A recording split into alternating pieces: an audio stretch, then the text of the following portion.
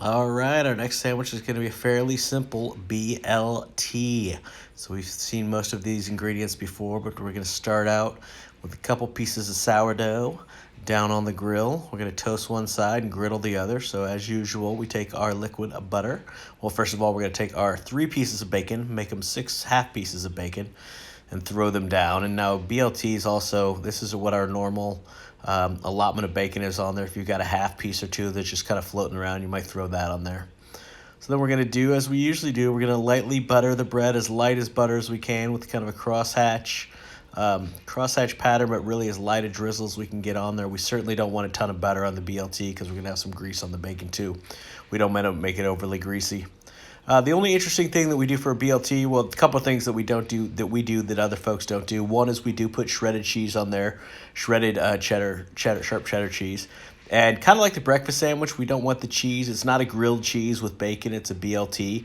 So we want the cheese to not be totally melted on there. We're going to leave it on there fairly raw. And then when we put the hot bacon on it, that's going to give it some heat and some temperature as well. So that is kind of interesting. So we're going to flip that bread over. And as usual, we're going to give the bread a swirl to make sure we get the butter all the way to the edge. The other thing as we build this thing is you're going to see what we put on here. We don't put on regular mayo. We put on a basil mayo. So we use a basil mayo where we go with a back and forth pattern, just a regular amount of mayo on the sandwich, and then we're going to put the 2 ounces of shredded cheese on there. But we're making sure all that basil mayo is mayo combined with chopped basil, or sometimes we do it with pesto, with a basil pesto, if that's what we've got sitting around. So just give it a little bit of an interesting flavor, give it another level of flavor as opposed to just straight mayo on a BLT. Some people sub in straight mayo. That's fine with that as well. So we're just going to sit here and wait till this bread gets nice and toasty. The bacon continues to warm on the grill. Pretty basic, classic version of this sandwich, other than a little basil in our mayo. Some people may or may not make it with cheese.